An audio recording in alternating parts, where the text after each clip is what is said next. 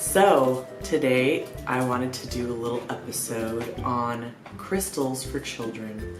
I love kids. I don't have any kids of my own, but I was a nanny for a long time, and I just love their energy and their imaginativeness and their adorableness and their sweetness. Of course, they can be little pains sometimes, but they bring light and love to the world. There's this beautiful time in a person's life in childhood where they still maintain this imaginativeness, this creativity, this just openness and sense of wonder. And unfortunately, as life goes on, people can start to lose this sense of wonder. Their intuition starts to dull, or they stop paying attention to their intuition. They don't feel connected with the world around them. They're not curious like they used to be, and things can get a little dull. So when kids start getting rigorous training in school and pressure, those aspects kind of shut off, and it's kind of a survival mode. Kids really are taught to perform. Kids are taught to just, need to be great. They need to get into college. They need to make their parents proud. They need to get certain grades, and that kind of stress and pressure really kind of saps that wonder and joy and imagination out of kids. There are some ways, parents can structure their children's lives in more alternative ways to kind of help the child have a more enriching experience growing up. It's not the easy path necessarily, but it can be very rewarding and good for the kid. So there's ways to kind of continue to nurture and give a framework to children so that they can maintain these energies better as they grow up and as they start dealing with struggles and peers and pressures and scholastic achievements and all this stuff. And crystals is one of those ways. Now, crystals are amazing because people of any age can benefit from using them. And I know I'm a big crystal fanatic, so maybe I'm a little biased here, but the earlier you introduce crystals into your children's life, the more comfortable they can be with that more tender aspect of their being, the more expressive, imaginative, emotional part of their being.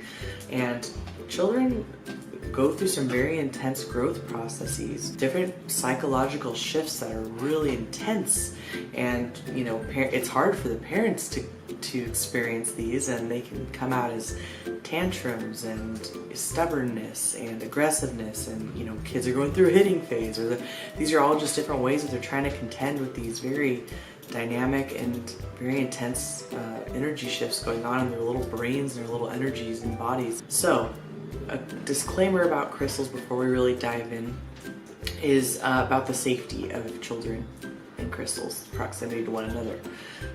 You want to make sure that you're using safe practices, good common sense practices too, as far as exposing your children to crystals. Now, babies really shouldn't be anywhere near a loose crystal. Toddlers even shouldn't be near loose crystals unsupervised. Elixirs are made by either dropping crystals directly in water or baths, putting crystals around a vessel that contains water, or putting one vessel or container into another that contains water, one containing crystals, one containing water. So the safest method is considered to be, either putting the crystals around the outside of a glass container, plastic, whatever you're using, not in contact with water, or putting one crystals inside of a impermeable vessel and then putting it inside of the vessel with water. So basically not directly submerging the crystals in water, just to be safe. And it does give you a wider variety of crystals you can work with, because you don't have to worry so much about water intermixing in there with crystals that are not meant to be really in contact with water. So to be safe, look up. I'll provide an example of one down below. I think Hibiscus Moon has one. So earlier in my crystal studies years ago, I stumbled across a YouTube channel called Hibiscus Moon, and she's awesome, super just informative, really great. knowledge base on crystals. She has all kinds of great classes, so that's where I learned some of the stuff I know about crystals today from years back. And she actually has a comprehensive list of the crystals that are safe in water and crystals that are considered not safe in water.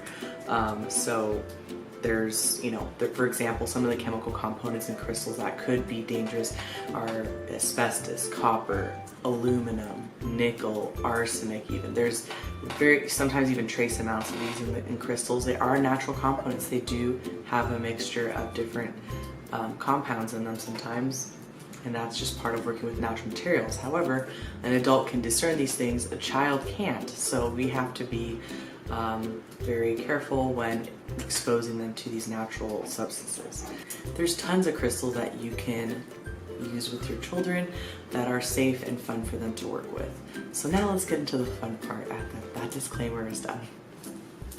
So a great way to introduce crystals to children at a young age when they're babies would be to put a crystal on, let's say, their dresser, somewhere that's secured. First of all, it has to be secured in case of an earthquake, especially if you're going to be putting a larger specimen somewhere in their room. Make sure you use museum wax, or you Velcro it to their nightstand or their changing table, or wherever you're anchoring it. Make sure all heavy objects like that are secured wherever you're putting them and out of reach of the child's grasp. So that's another important thing, but it's a nice way to kind of put that in their room. You can have shelves on their walls that are out of reach, and again, crystal specimens, crystals secured on those shelves, but kind of around their room to give that, to kind of expose them, especially while they're sleeping and napping, to that beautiful crystal energy. Another example actually of how some people use crystals on babies and toddlers is with those amber necklaces that you see the children wearing when they're teething.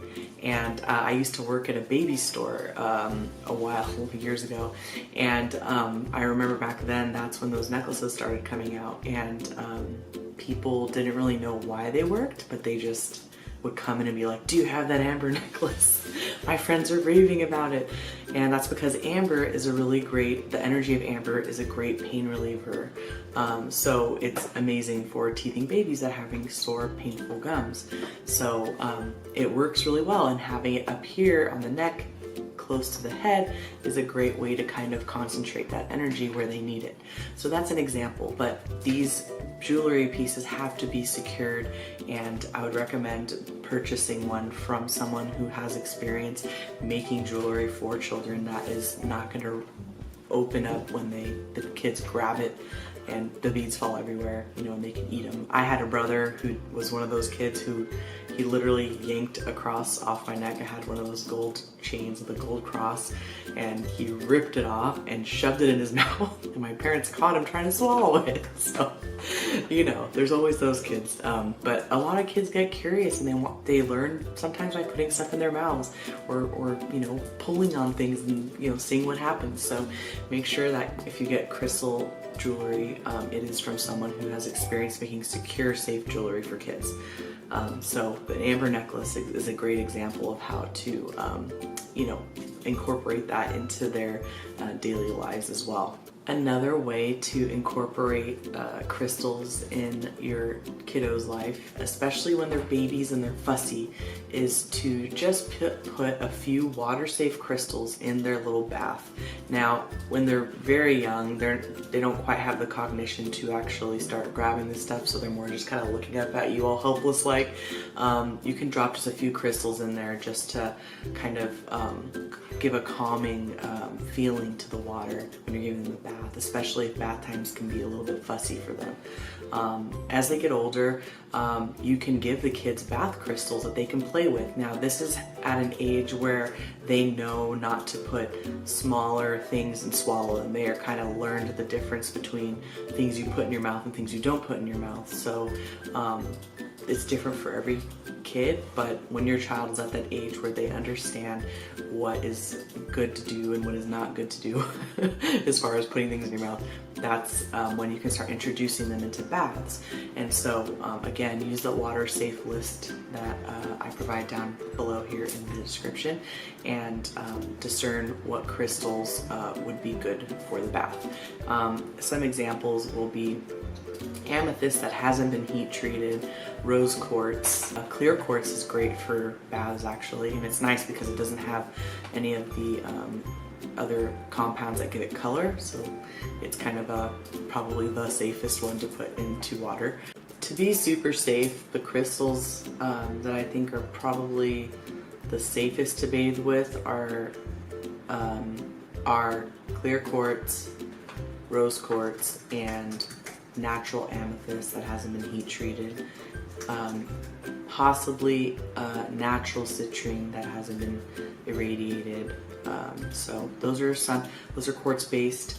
I believe most agates are probably safe, although I'm not entirely sure if carnelian is safe. It depends on the components that give it color, and the way it's polished or rough, that can have an effect. So personally, I really only use rose quartz, clear quartz, and amethyst in the bath. So, and plus those are really great workhorse crystals that are very calming and very soothing and regenerating, so you really can't go wrong with those three, just to be safe. But there are many other ways to use crystals outside of the bath, which opens up some possibilities. Another way you can introduce crystals into your child's life is to make a terrarium with crystals. You can you can have them pick out a few little plants and some sort of container that they like. It's a fun little adventure. You can take them out for a couple hours and pick up all the necessary goodies to make their terrarium. They can even put little toys or action figures in there as well. And the crowning glory can be you taking them to the crystal shop and them getting to pick out a few crystals to put into the terrarium as decoration. They can have this terrarium by their bed or somewhere that they like to be at their desk. If they're at the age where they start to use a desk, you can have it at their desk, which is great. You can put crystals in there that are great for concentration, like fluorite. Another way to incorporate crystals into your child's life is to make little sleep sachets. You can get one of those little sachet bags. A lot of times they give them to you at crystal shops. When you buy crystals, they will put your crystals in there for you. They're kind of see-through material, and they come in different colors, or there's those little velvet bags. Any kind of little sachet will do. Any of those that you could pull the drawstring and it scrunches up. So you can get one of those and fill it with a few crystals specific to what your child needs. So if they're having some nightmares, you can put some calming crystals in there and help them sleep. If they're having anxiety, bedwetting, all that kind of stuff, you can customize the blend of crystals that you're going to put in the sachet. Now, in that sachet, you can also put herbs, and a great one that's awesome for anything sleep related is to put lavender herbs, like lavender leaves or flowers, I guess, to put just dried lavender inside of the sachet with the crystals, and then add a few drops of lavender essential oil too, just to kind of permeate that beautiful lavender smell. And combined with the crystals of choice, very many you can choose for this. I would recommend the kind of pastel calming ones. This will help your kiddo kind of get some sleep, and the more they have it under the pillow, the more the effects build up over time to kind of even out their vibration or areas that need some help. So that's a really nice way for them to be able to benefit from crystals, is when they're sleeping. Another way kids can benefit from crystals is if you can think of crystals as a little buddy, and you can have your child pick out a couple crystals that maybe they can keep in their pocket, and they can give them a name if they want, and they can take them with them like they're little friends, and they can hold them in their hand when they get stressed. They can keep them in their backpack or in their pocket or somewhere that in their pencil case. And this is just a little psychological reminder as well that they're not alone and that they have comfort and something that gives them a good memory. It's really wonderful to be able to attach positive memories to the experiences where they receive these crystals, whether you're letting them pick a crystal out of your personal collection that they get to keep, or that you get to find this crystal together, whether it's in the ground somewhere when you're going on a trip and you find it together, or if you're taking them to your favorite crystal shop, or even shopping online and getting to pick it out together. That memory of togetherness is a comfort to the child when they pick up that crystal wherever they're at, and they'll think of you. And not to mention that the crystal will provide those wonderful vibrations that are just so fluid and so wonderful with the energy of children. Another really fun thing to do with kids is to work with them to make little crystal grids for their rooms. And this is something that can be done at any age, but especially when they're young, they're so open-minded and they're starting to learn about shapes and colors. And there's a lot of sacred geometry with crystal grids, and there's a lot of colors and shapes with crystals. It's kind of a fun sensory experience to be able to use these different shapes and planes and textures and colors and put together something beautiful. And it also teaches a kind of empowerment, doing something and building something that's going to generate positive energy for them. And of course you can frame it in the way you feel is most appropriate, but it's really fun for the kids to get to build something with their hands with their parents.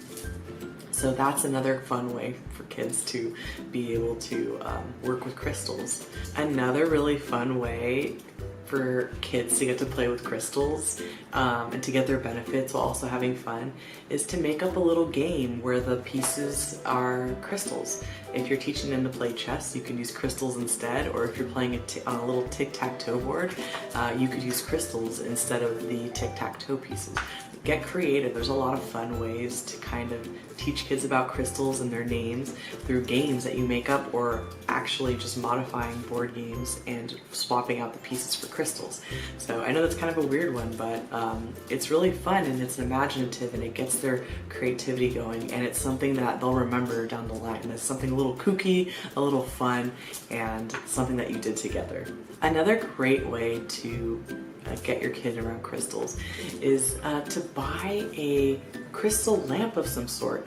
You can even get a Himalayan salt lamp, but I wouldn't recommend the Himalayan salt lamp between certain ages. So the Himalayan salt lamp would be maybe good while they're still very young babies and they can't touch the salt lamp, and you know, because it's just kind of a weird, you know, if they lick the salt lamp and then they're like, ooh, and then it has plugged into the wall. It's kind of not a good combination. So if you know your kid is at a certain age where they understand, you know, certain safety aspects, a Himalayan salt lamp is great. It's also great for kids with allergies because it is a natural ionizer when it's exposed to heat source like a hot bulb or a candle. Obviously candles, you know, you got to be really careful with those, but if it's a bulb in one of those like salt lamps, that's a great way to also provide a really soothing glow. It like makes an amazing nightlight. I've even used it as a nightlight, but they're just really beautiful and they have a nice warm comfy glow, almost like a womb. It sounds weird, but it almost has like that coziness of like a womb, you know, and I feel like that would help kids feel comfortable and sleepy and safe. But also salt is very protective as well. And I truly believe that the rose kind of color of Himalayan salt is great for the heart chakra. So there you go. Also, they do make a lot of lamps out of selenite, out of rose quartz, amethyst, carnelian, agate. I've seen all kinds of amazing lamps being made out of crystals, and it makes a beautiful little statement piece in their room, but it's also fun. And it's, you know, usually larger in size, so you'll have more of that kind of amplified energy. It has a bigger radius of influence the bigger the crystal is. So, you know, that's another great way to kind of put that in their room, in their space where they study. You can put that lamp on their desk. I think I've even seen fluorite lamps, so that's great for creativity and focus. Labradorite is really great for imagination and creativity, and let's say they're like writing a book report, like labradorite would probably be a really good one. As the children get older, you can even teach them to make crystal jewelry and crystal crowns and all kinds of fun crystal stuff. You know, involve them, use it as a craft experience where they can pick from some crystals and create something that's theirs. You could even try sewing a charm onto a doll that they like. Give it a little piece of jewelry, so if they're carrying their doll around, they also have the jewelry on the doll, which will be in their energy field, and that's another really fun way to get crystals in their lives and in their energy fields, is to, you know, attach it to a toy that they hang out with a lot. So there are so many endless ways I could go on and on and on about for incorporating crystals into your kids' lives. But kids and crystals are just like the most magical combination. They just immediately kind of take to the crystals, and the crystals take to the kids. It's this just amazing blossoming of energy and synergy that happens. And I know I sound like a super hippy dippy, like give your kids crystals, but honestly, I have worked with all kinds of children, and some had a lot of difficulties and had a lot of stress, and you know, some had a lot of learning issues and emotional issues, and boy, I wish I could have, you know, if they were my children, I would have loved to expose them to crystals, so and other techniques like aromatherapy and things like that. So crystals are fun, and as long as you use safe practices and common sense and educate yourself on crystals that work well with kids, then, you know, it's just a really fun experience all around. Some of my best memories as a kid were going by a booth at a fair and seeing a big bin of crystals, and you could pick up to, like, I don't know, it was like 6 or 8 crystals and put them in a little bag, and they gave you like a little necklace holder where you can swap out the different crystals, and that was one of my best memories as a kid, is getting a bag of crystals and going home and playing with them and arranging them in different shapes, just all by myself in my room, just playing with them. And it was just so much fun, and I took my crystals with me everywhere. Little did I know I would be a crystal lady when I grew up. So yeah, like fond memories of hunting for crystals when we went camping with my parents, especially with my dad, and like finding these really fun specimens, and then, you know, washing them in the river and seeing them come to life. So crystals just are magical, and I can't say enough good things about them. So I'm going to now give you some suggestions on crystals, examples of crystals to use for different types of needs, just to kind of get you started. Of course, the list could be endless and infinitely interchangeable, but here are a list of some crystals that are great for these certain things that might come up a lot when you're raising a child. Okay, so here are some by category crystals that can help kids with a variety of different issues or difficulties they might come across as they're growing up. So I'm going to start with concentration and focus, because, you know, as children are switching from being at home with you and kind of running around and being free, and then kind of getting put in a school environment, there may be some difficulties with kind of getting focused. A lot of kids may be perceived as having ADHD and things like that, or learning issues, and a lot of times it could be mistaken, because they're trying to acclimate, especially when they're really little, into a structured environment. And so no matter if they're just getting into school or even later down the line, even into college, these are some stones that will be really great for concentration and focus and, you know, being able to sit still. The first one I'm going to say is fluorite. Fluorite comes in a variety of colors, rainbow, green, purple, different kinds of bands of color in them. It's a beautiful stone, and it's great for focus, concentration, ideas, clear communication. It's great for that. So especially if your kiddo's getting ready to do a presentation at school, fluorite might be a great little stone to have in their pocket or in a necklace when they're going and doing their presentation. Also, another issue kids can face when they're in school or trying to get into that learning environment is being fidgety and restless and unable to focus. A lot of times, you know, kids are at a higher vibration and they're kind of shifting between consciousness levels, and it can be difficult for them to kind of stay in that 3D reality. So a lot of times some good grounding really helps with that. But grounding stones can be used as well, and some of those include the darker stones like smoky quartz and hematite. These are very earthy grounding stones. I even like a dark granite, little tumble for stuff like that. This kind of just pulls them back into their being, into their body, and can help to just calm those frenetic energies, those hectic energies that kids can have, and kind of is especially good for kids who may have ADHD or any kind of just kind of restlessness or fidgetiness. I was an ADHD kid, and I sure wish I had some grounding crystals. So yeah, no, those are some great ones. Another issue that kids might have when they are starting to interact with other kids is they might get upset easily. They might get territorial over their toys or their games or whatever they're playing. You know, they might get territorial over friends. They might bicker a lot, or they might have outbursts. And you know, this is just them trying to figure out their boundaries and how they exist in the world. And it can be really confusing, and they can, you know, end up getting really upset.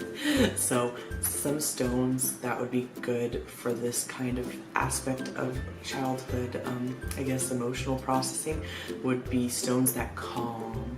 I really like really light blue stones, like maybe a blue calcite, very baby blue, beautiful color. It feels really great in the hands. Any kind of calcite really is very calming.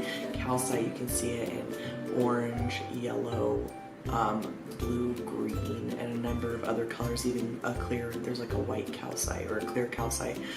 Calcite in general has a very calming effect.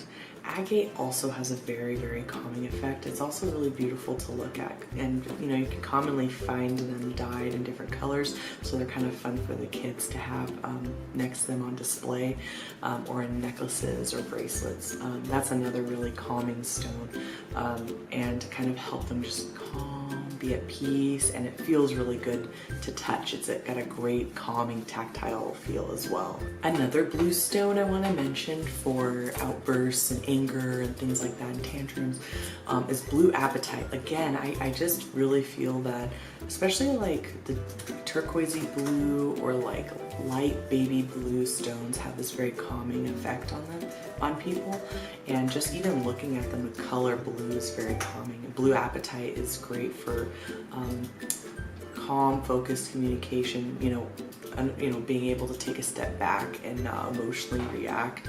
It's very calming in that way, especially for anger outbursts or people who are prone to anger. So hey, you might want to get yourself some too, parents, because I know it's just sometimes it all just gets too overwhelming and it just comes out, the yelling or the frustration. So maybe blue apatite for the whole family. And of course, one of my favorites for calming down and relaxing and just being, you know, in that more tranquil place is rose quartz. Again, kind of a pastel, beautiful color, and it's so pretty to look at. I mean, just looking at rose quartz, I feel, is calming. So get some rose quartz for your beautiful child and see how they respond. Great, they commonly sell rose quartz in jewelry, so that's really cool. You can give them a rose quartz bracelet or a rose quartz necklace or a little pocket stone, and there you go, send them off. And you know, the longer they keep it with them, the more used to they'll be able to communicating better and calming down. Another problem that happens a lot with little kids, even when they're babies, especially when they're babies, is indigestion or heartburn even. Different types of colic and bloating and discomfort and food sensitivities, which seem to be more rampant than ever. Maybe it would be nice to have some crystals to calm those little sweet tummies down. One of the stones that's really great for this is sodalite. Again, a blue stone, very calming, very beautiful, and it's used for a bunch of other stuff, but you can just put the stone on the upset tummy. You can even rub the tummy with the stone and just, you know, check in with the kid. How does this feel? Are you feeling a little better? And, you know, just even just a parent's, you know, rubbing the belly with the stone is gonna just kind of give that nurturing feeling anyway. But Definitely you'll also have the enhanced properties of using this stone. So you can just lay it on their belly for a little bit, or rub it on their belly even with some essential oils, and see how they feel. Another stone that's great for, especially for like heartburn, kind of those kind of acid reflux type issues, is aventurine. So aventurine is kind of works in the heart chakra, which is right here, and that's where a lot of people feel that discomfort. It's where the esophagus runs down here, and a lot of times the feeling of heartburn is just kind of like right here, and a lot of kids get heartburn. It's kind of crazy when I worked in the baby store how many parents were coming in trying to find remedies for their kids' acid reflux, basically. It happens a lot, especially in their babies, but that is the area that that stone kind of works with. So you can lay the stone on their chest, or again use some of the other techniques I mentioned to kind of help them with some of those more chronic kind of heartburn and indigestion issues, especially if they have food sensitivities. That tends to happen quite a bit. I know my acid reflux started when I was like a toddler, so I remember being like maybe 3 or 4 years old and having just stuff come up, and I still have it to this day. So it can start pretty young, especially with food sensitivities, so that's a good crystal to consider. Another one I'm going to mention too, and this crystal can be used, actually all these crystals can be used for many different things, but I'm going to call out citrine here, because citrine can also be great for any kind of digestive issue, lowered, especially like around the solar plexus area, so kind of like intestinal issues, like any kind of like irritation going on down there, poo-poo issues, things like that. You can just use citrine in the same way as I mentioned with other techniques to kind of soothe that area. But also you can use citrine for some behavioral problems if the kiddo is kind of having the blues, just feeling a little down, having trouble with maybe kids at school, kind of just feeling like that gloom that comes with trying to fit in, or not doing well in school and feeling kind of down on themselves, or even just trying to relate to other kids. I feel that citrine is a great joy stone. It helps to bring that positivity and that courage. Tiger's eye is also great for that. So let's just call this next category, helping with confidence in kids. Tiger's eye is a great protection. So if the kid is kind of experiencing bullying or anything like that, tiger's eye is very protective. Black tourmalines are protective, but I just don't really see kids wearing black tourmaline. It's very intense. So I would recommend more something along the lines of smoky quartz. It's a little gentler, and it's great for grounding and concentration too. So those are a couple great protection stones. Pyrite is an amazing protection stone. However, it reacts with water, so I would not give pyrite to children to have in contact, like on their skin. Maybe they can have it as a decoration, but they really shouldn't be handling pyrite excessively, because it does react with moisture and create a compound that's not considered safe at all. So maybe not do the pyrite thing, but definitely try some smoky quartz, smoky citrine, and tiger's eye as well. Those are really great protectors. And so I'm gonna close this off. There's so many categories I could go into for the different aspects of how kids grow up and the phases they go through and the troubles they go through. But I just wanted to hit a few kind of key areas I noticed where kids could really use some help maybe as they're growing and going through these emotions. The last area I'm going to kind of touch on is the imagination crystals. These are crystals that can kind of help the child keep their imagination as they get older, instead of kind of shutting it down and trying to be so rigid and to do well in school and in a structure, and kind of shutting down the fun aspects of using the mind and tapping into those energies. So I would always keep some amethyst around. Amethyst is a great energy transmuter, so that can also help them feel less stressed, which also helps to unleash the imagination, because when you're under pressure, the imagination just shuts down. So if they're trying to write a creative report, or they want to do a creative endeavor, and you want to encourage them to feel good when they're doing it, if they're learning an instrument, things like that, Amethyst is great, and you can get a nice big cluster, you can get a big tower, whatever's suitable for their age and in your space. So amethyst is a great one. Again, labradorite is so fun for this. It's just gorgeous, and yeah, it's fun to look at it. I wouldn't ever put it in water because it does have compounds that break down in water and not considered safe when in contact with water. But as a dry specimen, you know, have a nice little chunk of labradorite somewhere near them, and it's fun to look at. If they get blocked, they can kind of just look at it and see all the flashes of color. So like anything like that, even like moonstone or again fluorite. And another one would be lapis lazuli, because that will actually keep their psychic centers kind of open and keep that imagination is really tapping into those realms, and that kind of engine, the mind kind of can help become that engine that powers that access. So lapis lazuli is great for not only like communication, but also creativity and ingenuity and inventiveness, and of course, you know, keeping that natural psychic ability open and tuned. So that's another great stone to include for that as well. And then lastly, I'm just going to recommend blue lace agate. Again, a light blue stone, very calming, but it also helps to connect with those creative energies, and also with communications with angelic beings, you know, their guides, things like that. If you really want to teach your kids about connecting with their spirit guides and things like that, blue lace agate, celestite, and selenite are really great for that. But that all depends on what curriculum you're building for your child's life. But everyone has a different spectrum they want to stay within. So, but if anything, it's just great for creativity and to have a good feeling around them. Selenite in particular has that amazing feeling. Just be sure not to submerge selenite in water because it does dissolve. So yeah, there's a little word of caution for that one, but it's a great stone. So these are just some examples. I seriously could go on forever, and there's so many other crystals I could recommend, but I just want to give you a starting place.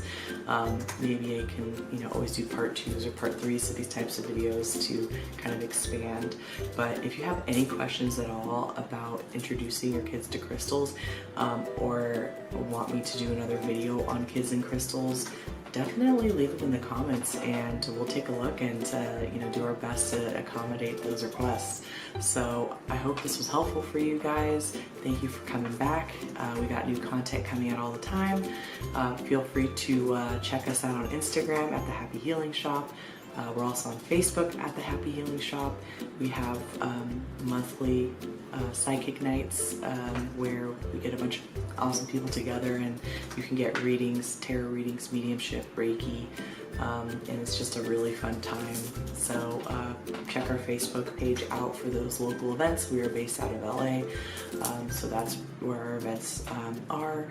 So yeah, also if you want to book any services or just see more about what we do here at The Happy Healing Shop, feel free to visit our website at thehappyhealingshop.com and check stuff out. We have a blog there with more information and other types of topics and subjects. So, and we're always trying to get more information out there for you guys. So definitely ask us any questions you have, and we hope you enjoyed these videos, and we are looking forward to the next video.